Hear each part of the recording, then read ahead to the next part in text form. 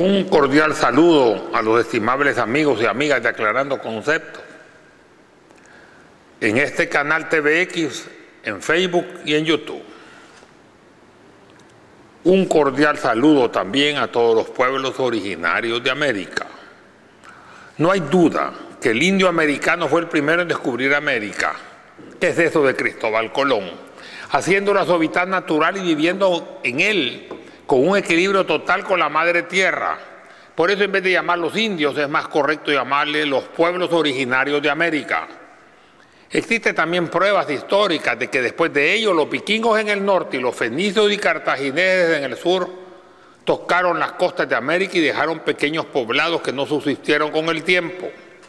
Sin embargo, el caso de navegantes árabes que pudieron llegar a América antes que Colón y que establecieron pequeños consulados de intercambio, específicamente en las mismas áreas donde llegó Colón, por algo se dirigió a ellas. Está dentro de la lógica, ya que es un hecho admitido que los conocimientos matemáticos, astronómicos y geográficos de los árabes transmitidos a Europa sí contribuyeron y mucho al progreso de la navegación europea de los siglos XV y XVI, facilitando las expediciones oceánicas del Viejo Mundo y los descubrimientos de nuevas tierras. La idea de la esfericidad de la tierra defendida por los árabes durante toda la Edad Media conlleva la de un mar único por el que navegando hacia occidente se podría alcanzar la India. La idea árabe de que era posible llegar a la India por el Atlántico era conocido por Colón, quien se valió de mapas árabes de Bir Rice. Lo que Colón nos esperaba es que iba a encontrar en medio un nuevo continente al que no dudó en llamar las Indias. Colón no disponía de los cálculos de Al-Biruni, sabio árabe musulmán que calculó el tamaño casi exacto de la tierra, equivocándose en menos del 1% en aquellos momentos. Si los árabes sabían que la tierra era redonda, disponían de instrumental avanzado para orientar las naves y eran buenos navegantes, tenían todas las condiciones óptimas para lograr descubrir el nuevo mundo. Además, hay obras de autores árabes que dan cuenta de exploraciones que se adentraron en aguas del Atlántico. Entre ellas cabe mencionar al Masudi del siglo X, al-Bakri del siglo XI, al-Idrisi del siglo XII, al-Imyari del siglo XIII y al-Umari del siglo XIV. Otros hablan de unos jóvenes de Córdoba quienes, dirigidos por un tal Hash, se adentraron en el océano Atlántico, donde regresaron con productos exóticos. Para los europeos, el mar de las tinieblas, y el mar occidental para los árabes, hoy conocido como el océano Atlántico. Y el interés por conocer nuevas tierras para pueblos no europeos, porque para los europeos esto no suscitaba curiosidad, sino que temor.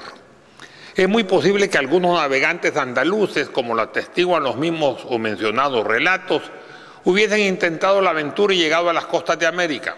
El mismo nombre Caribe proviene del árabe de caribú, embarcación o bote, o garibe, Caribe de forastero, extranjero, extraño. Después de la conquista árabe en España, luego de la victoria de la batalla de La Janda o del Guadalete en el año 711, una leyenda árabe menciona que el comandante árabe Táriq, de donde cambia el nombre de Peñón de Hércules a Gibraltar o Jibel al-Táriq, montaña de Táriq, ordenó quemar los barcos indicando que no había retirada posible. 7 comandantes de navíos pidieron a Táriq que en lugar de quemarlo les diera permiso para explorar el Atlántico y buscar nuevas tierras, a lo que Táriq accedió. Se dice que 3 de ellos lograron llegar hasta alcanzar una isla llamada Antillas, donde fundaron 7 espléndidas ciudades. Esta leyenda fue cambiada por los españoles, quienes en lugar de poner comandantes árabes pusieron obispos. Al igual que en el ajedrez, donde el comandante árabe se cambió por la reina y el elefante alfil en árabe se cambia en Inglaterra por bishop, el obispo. Si en 1492 marinos experimentados europeos tenían miedo al mar tenebroso, mar de las tinieblas, como ellos lo conocían, y a la tierra plana, imagínense obispos sin experiencia marítima en el 711.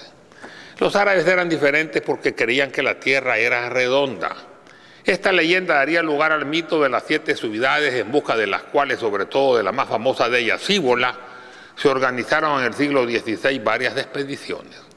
Las 2 expediciones más famosas fueron la de Fray Marcos de Niza y la de Francisco Vázquez Coronado en 1540, quienes nunca encontraron la mítica ciudad de Cíbola, pero en cambio descubrieron el Gran Cañón del Colorado.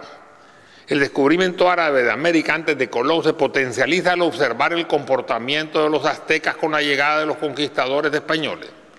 Su apertura y recibimiento pacífico contrasta con el sometimiento a sangre, acero y fuego y enfermedades, incluso manipuladas, a que fueron sojuzgados. En la historia azteca existe un personaje, Tupilcinquetzalcóatl, quien era un extranjero de piel blanca y barbado y que había venido en el siglo X, de donde nace el sol, del oriente. Era un hombre muy religioso, que había ganado reputación como gobernante y sacerdote, que estaba en contra de los sacrificios humanos, ya que solo sacrificaba animales, no tomaba licor y no cometía fornicaciones. Topilzin dejó la vía, pero prometió volver. Cuando el conquistador español Hernán Cortés apareció en 1519, el rey azteca Moctezuma I se abstuvo de enfrentarse a los conquistadores españoles al identificarlo con el regreso de Topilzin y su gente.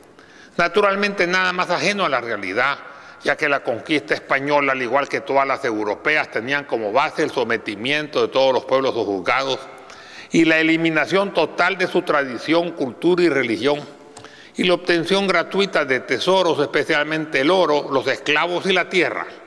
El contacto benevolente entre civilizaciones y el intercambio cultural y la tolerancia en tradiciones y culturas típicos de la cultura árabe indica que ese mítico personaje pudo ser un árabe.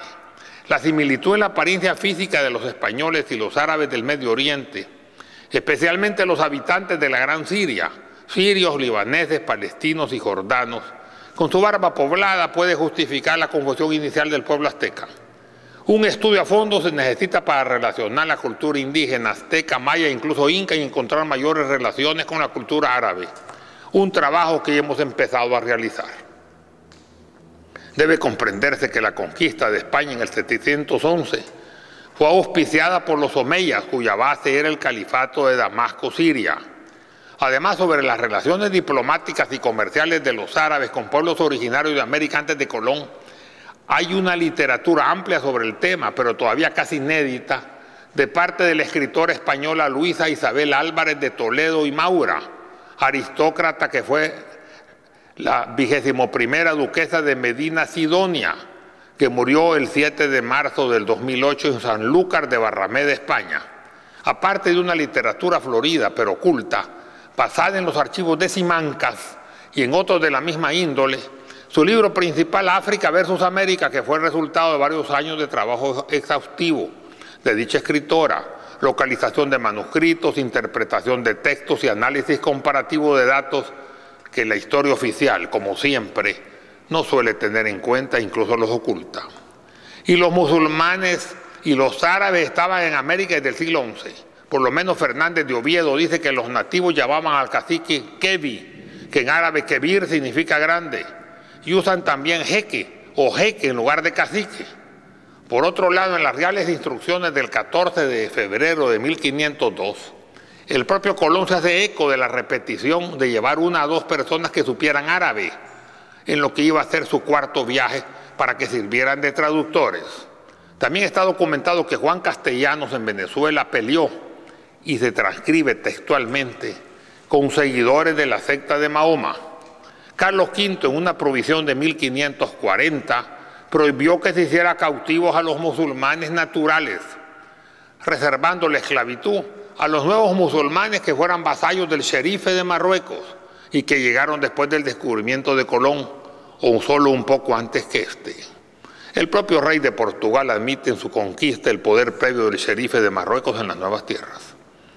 La razón para negar el descubrimiento árabe, que al final fue arrasado y ocultado, lo mismo que toda la exactitud de todos los pueblos originarios del Caribe, que los acabaron, lo mismo que el descubrimiento por vikingos, fenicios y cartagineses, era mantener la fuerza moral que le otorgaba el descubrimiento al primer europeo para quedarse con el oro americano, porque el que primero descubre, con él se queda. Y por eso era preciso borrar cualquier huella que existiera anteriormente y que contradijera esta versión. Y en el caso de los nativos americanos, que eran anteriores, demasiados para ser ignorados, se decretó que eran animales, careciendo de alma humana y así que no tenían derecho a la propiedad y podían los conquistadores matarlos y quedarse con ella. El contacto árabe y el comercio se hizo en el Caribe justo en los viajes exactos que hizo Colón. Él tenía las cartas originales y las rutas previamente trazadas. Por eso, al encontrarse preso, Colón le garantizó a la reina Isabel que había más tierras que redescubrir y anexar a la corona. Con plena seguridad, aquí hay más tierras, déjame salir para que te las traiga. Y Colón se le liberó solo para realizar el cuarto viaje. Colón pensó que por este nuevo descubrimiento sería perdonado, pero se equivocó. La culpa que se le señalaba era una excusa para hacerle que renunciara a las riquezas obtenidas con ese oneroso 10% libre de gastos que había pactado previamente. Al regresar del cuarto viaje, fue apresado justo en el momento que llegó al puerto y tan solo fue liberado hasta que aceptó la devolución de todas sus riquezas. Mal paga el diablo a quien bien le sirve, pero al menos le dejaron sus títulos. Colón murió pobre. No duró mucho. Las condiciones insalubres, oscuras y húmedas de las mazmorras donde fue confinado minaron su vida. En el último viaje de Colón, o antes de hacerlo, todos los nativos y familias que habían nacido en España y que habían sido traídos en los viajes anteriores, sin excepción, fueron devueltos a América. No quedó ni uno en España. Y luego, con los conquistadores que vinieron después, vino la orden de tierra arrasada.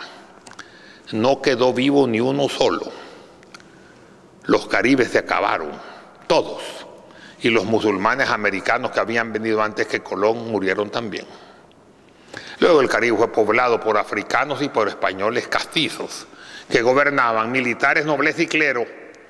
Y también vinieron de nuevo, pero ya como súbditos, por moriscos, musulmanes conversos y judíos conversos que vivían en paz en el califato de Al-Ándalus en España y que habían sido entregados al imperio o a los reyes católicos después de la abdicación de Abu Abdala o Abdil, y vinieron a dedicarse a la construcción y demás oficios especializados que al hidalgo español no le gustaba realizar y los nativos y los africanos no podían realizar.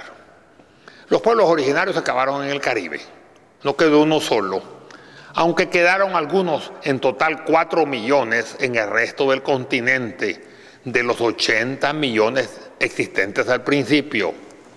Pero no fue España la única causante de esta mortandad. Tan cruel como ella, y quizás más lo fueron, Portugal en Brasil, Francia y Holanda en el Caribe más al norte, e Inglaterra. Muerte incluso para los pueblos originarios que los cuidaban, alimentaban y curaban de su dura travesía, y todo con la cruz en la mano y en el nombre de Dios. Esto no es un caso único. La historia ha sido siempre cambiada para poner a Europa como la cuna de la civilización. Y cuando un invento aparece, un descubridor triunfa, no es necesariamente el primero, pero sí el primer europeo, y ahí empieza la historia. Incluso se ha llegado a menospreciar la grandeza de otras civilizaciones que fueron más antiguas que Grecia y Roma, los primeros en culturizarse en Europa, y todavía cuando los pueblos originarios de América o otras civilizaciones del Oriente, tanto el Oriente Medio, Egipto, Asia Menor, o en la misma China o la India, cuando han descollado en obras espectaculares, no dudan en menospreciarles y decir que fueron los extraterrestres las que las hicieron. Nuestros pueblos colaboran en este criterio porque carece de autoestima y nos sentimos inferiores. Este es un gran error.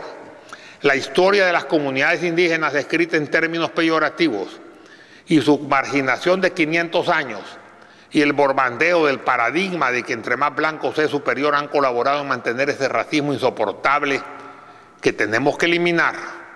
Yo ya lo hice hace tiempo. Aunque la sangre indígena puro, casi pura, es tan solo el 10% de nuestra población salvadoreña, la gran mayoría, ese otro 90% es mestizo ladino. Y esa parte genética indígena que complementa nuestra salvadoreñidad debe ser para nosotros también motivo de orgullo. Nunca permitamos que alguien más blanco que nosotros se sienta superior a nosotros solo por el hecho de su palidez. El racismo del tonto no puede ser eliminado por nuestra voluntad. Depende de él que se cree superior sin serlo. Pero sí podemos eliminar ese malinchismo degradante de parte nuestra. Somos salvadoreños, 100%. Debemos estar orgullosos de nuestra genética y de todas las razas variadas que la conforman. Muchas gracias.